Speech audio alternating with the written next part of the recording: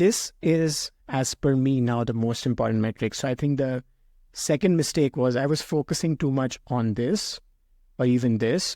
These are all numbers and they will keep changing over time. Once you've invested for like 6 years, 8 years, 10 years, and you're in it for the long game, you stop paying attention to these numbers. In this video, I'm going to share the top mistakes that I made while building my investment portfolio. And it's going to be a fun video, I believe, because, a lot of people enjoy watching other people's mistakes, but hopefully also learning from those mistakes.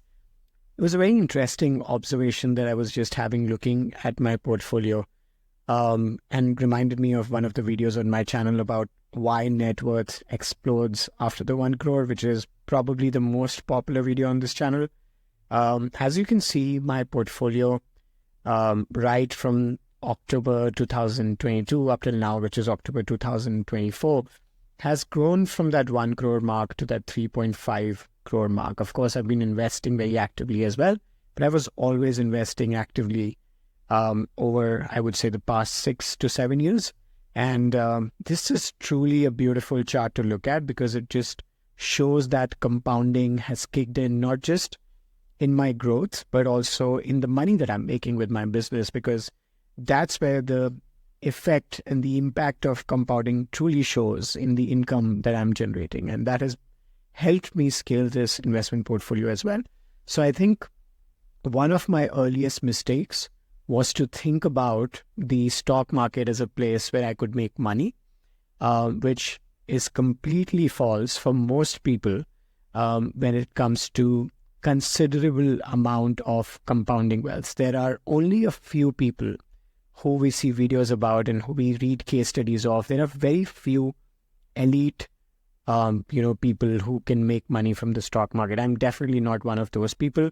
And the earlier I think that we can identify this, the better for us, because then we can do the compounding on the areas that we are truly good at. So for example, for me, that's digital marketing or growth marketing. And I focus on my marketing services now, which helped me compound my income. And I then put that income into the stock market versus thinking that I'm going to be a true genius in the stock market. I'm going to make all my money from the stock market. And the reason why the market and the society sells us the concept that you can be a genius and make money from the stock market, even though very few people truly succeed, is because there are 80 to 90% of YouTube content and tools and apps that are focused on traders versus long-term investors, which is why you see a lot of these channels talking about the next stock pick and the next high growth multi-bagger, the news channels, because if everyone tells you to buy the index, then basically they will become irrelevant very soon, because you will basically build a simple portfolio that follows the market and you'll start focusing on making a business or making money outside of the stock market. So I think that's sort of like a controversy that the society is playing on us. And I think a lot of people, especially young people, and these are all mistakes I made in my 20s, I think there was some sudden strike of maturity as soon as I turned 30 and I started focusing on building a strong family, spending time with my family and, focusing on my business growth, that I thought of parking the market aside and basically using the profits that I had from my business to let them grow in the stock market by just following the market. Now, I hope that I've offended a lot of people at this point, and a lot of people will leave the video and leave the channel at this point, and then I'll be left with the creme de la creme, the top of the YouTube audience that will still stay back because they believe in a long-term vision and they have the capability and the skill set to build a business. And I see some people commenting on the videos like, I want to beat the stock market, or you guys are in top percent, you have a few crores, you don't care. But the mindset is what's really important. So, getting rid of those people, the best way to do that is to just talk real sense and just to talk from personal experience rather than just fall for these marketing traps and these, random YouTube thumbnails which tell you that you'll get 3-digit returns and so forth. Which brings me to the second mistake, which is I shifted my focus from the percentage return to the overall invested amount. So my new metric that I focus on is actually just how much money have I invested. And that has changed the game for me. So if you actually look at P&Ls, they're going to show you any P&L for that matter. I'm using console at the moment, but no matter what tool you're using, the P&L is going to show you how much money you've made from the market. So the percentage return that the market has given you. As long as you're focusing on this metric, you are moving in a wrong direction, because it just takes away the entire long-term perspective from you, right? If you're looking at the percentage, you're obviously looking at the percentage in a specific time period. But if you're investing for the next few decades, let's say you're investing for a long term, maybe you're investing for retirement, it's at least going to be 20, 30, 40 years.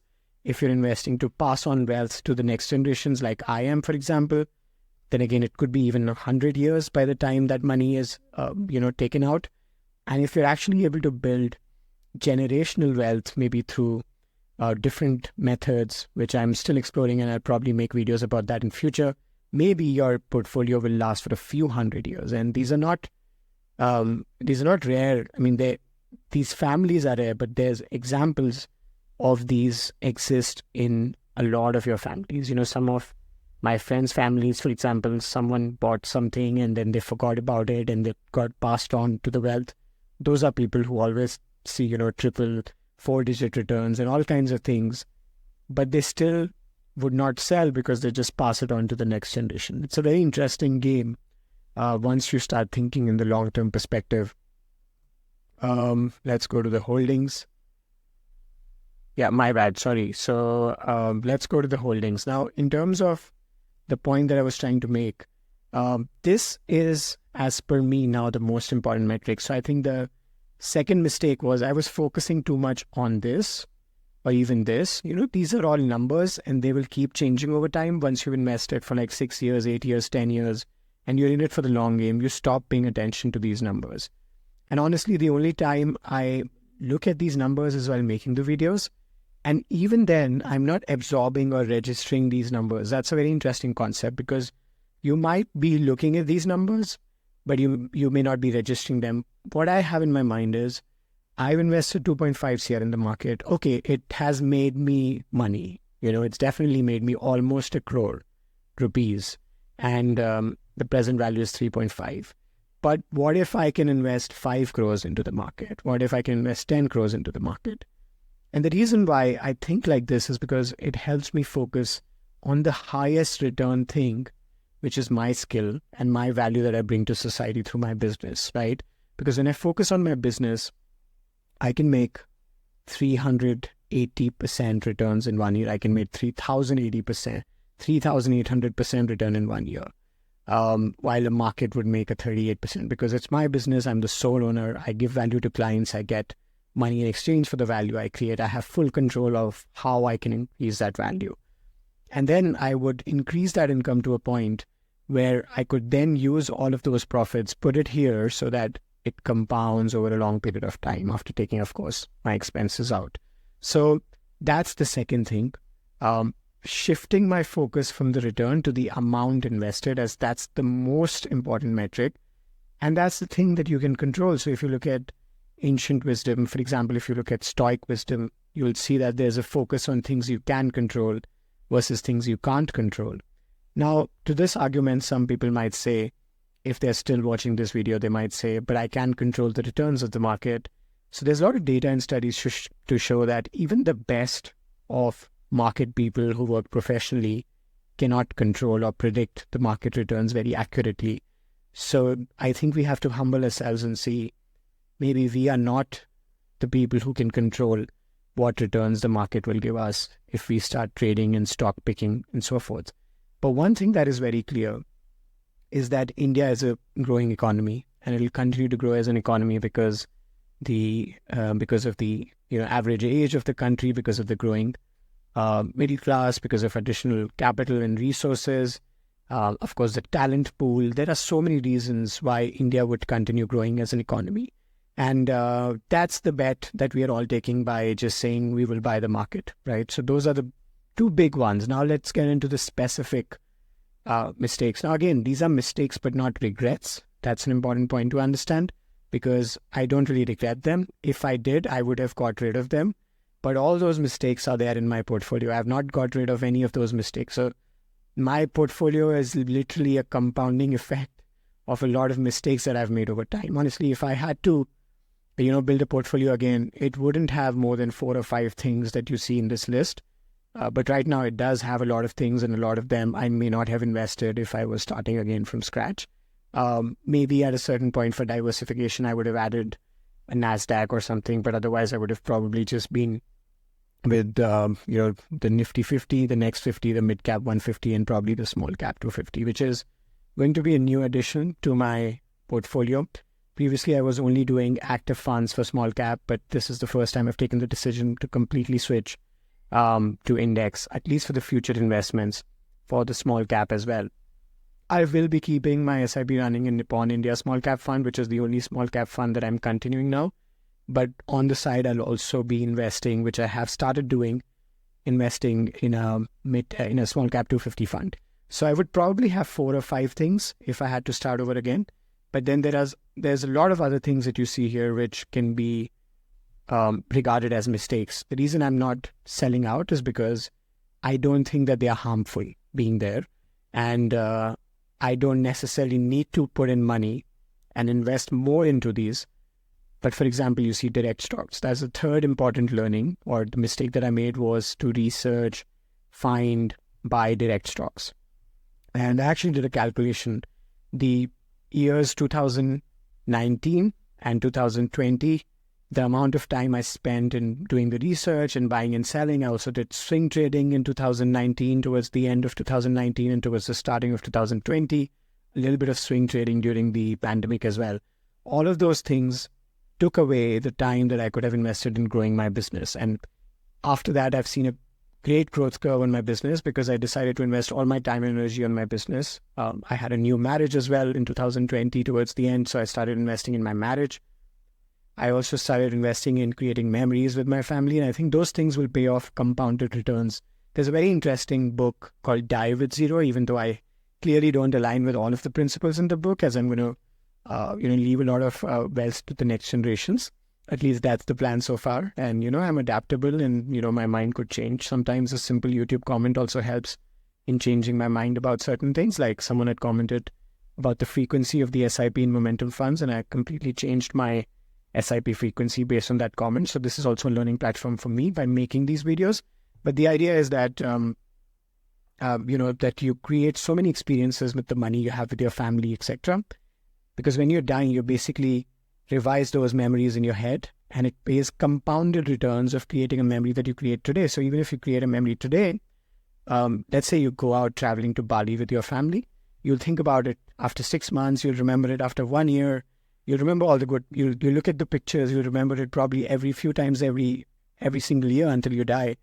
And when you're dying, it will all play back in your head. So that'll be a very good compounding of memories versus if you just let that money be. For me, honestly, it's not a big issue because I'm doing both in parallel. I just want to make, enough money for my business that I could do all of those experiences, plus heavily invest into the market as well. But for someone who had to make a decision between these two, it could probably pay off compounded returns just by having better experiences and memories. For example, before I turned 30, I traveled to 25 countries. I had all of that digital nomad lifestyle experience and all. And those are all memories that I still to this date remember. Of course, now there are new experiences I'm building with my family, but, all of them will compound. So that's an important thing to think about as well. And I think one of the things that these direct stocks take away from you is time and energy that you could invest in your health and your family and so forth. So that's another thing that I think was a mistake. Of course, to some extent, when you're alone and when you're single and you have all of these apps, it's just very easy to say, oh, this stock is going up. Let's just see which one has the best returns, buy it. But it's not a long-term scalable strategy. So if I started with the long-term strategy earlier, it would have compounded better for me, is my perspective on this. Again, like I said, it's not a regret. It's a mistake, and we learn from it and we move on. So that's on the direct stocks. Next is on the actively managed mutual funds. So in terms of the actively managed mutual funds, you see that one of the biggest holdings in terms of small cap, Canada Robeco, then there's mid cap, PGIM, Kotak Equity, Emerging Equity Mid Cap. Those are decent funds. Nippon India Small Cap. But even before these, I used to have actively managed large cap funds. I think that was really a mistake. For large cap, I should have probably started directly with Nifty 50 Next 50 if I knew what I know now, right? Which is that basically you follow the index, and even the actively managed large cap funds in a long-term basis will barely track the index, or, very rare cases. For certain years, they might beat the index. But in long term, they will basically just follow the index. So it's better to save on your expense ratios. A lot of people think that expense ratio is not a big deal, but honestly, if you're investing for a few hundred years, it becomes a very big deal. And that's also why you should choose like fund houses with good reputation and so forth if you're investing for that long term. Now, those are some of the things. And the fifth thing is over diversifying a little too early. So even when I had a few lakhs in my portfolio, I still had Hong Kong. I had exposure to Hong Kong. I had exposure to US. I think I still hold Hong Kong. Of course, it's growing right now, but it's a good time for it. But for a very long period of time, this Hong Kong index was in red. It's not that I have a problem because I wanted to hold it for the long term, but at the same time, that was not a good time to do it when I had a few lakhs. So if you have a few lakhs, you're probably good enough with Nifty 50. If you have a few more lakhs, you're good with Nifty 50 and Next 50. If you have a few more lakhs, then you're good with Nifty 50, Next 50, and Mid Cap 150. If you have 1 crore, then I think you can add these 3 plus a US fund. And then after that, you can think about diversifying with probably some gold. But that's pretty much it. I think, that would be my takeaway. If someone was building a portfolio and they did not have to repeat my mistakes, they could probably just take Nifty 50, Next 50, Mid Cap 150, and probably a US index. And then if they have more risk tolerance and additional capacity and time, let's say if they're starting out too early, then they could also have a small cap. So I think in your 20s and your 30s, you can have more of a small cap allocation. And then you can, shift the lump sum investments or monthly SIPs more towards the mid cap and then more towards the large cap as you're in your 50s, 60s. So those are interesting things that I've learned over the time. And, even though I'm not selling my mistakes, I don't want to get into the tax thing. And I think whatever new I'm investing, I'm going to follow this kind of a portfolio. There are people who can start off building a very simple, clean portfolio and focus on what really matters more in life. And I think that's my core message from this video. At least for me, health, family matters much more. Percentage returns is something that's at the bottom of the list now when it comes to importance. So your importance of things in life change as your maturity develops. And I think while some people are able to develop that maturity earlier, some later, it's just for me personally that I've developed it after my 30th birthday. I made the switch. I also got married at the same time. So basically I wanted to get married when I turned 30. And so I did it at the last day, basically on my 30th birthday, just one day before my birthday. But there was a switch that happened in my head because of which I've changed a lot of things in my business, a lot of things in my investment portfolio. But yeah, this will be the metric that I will be tracking going forward and see how well I can invest into the market, which would be a direct representation of how profitable I can make my business, which is a services company. And then I would keep the things in terms of investing very lean. You might see much more of my portfolio concentrated in these three and probably in the small cap 250 index. That's all for this video. Thank you so much for watching. I'll see you in the next one. Ciao.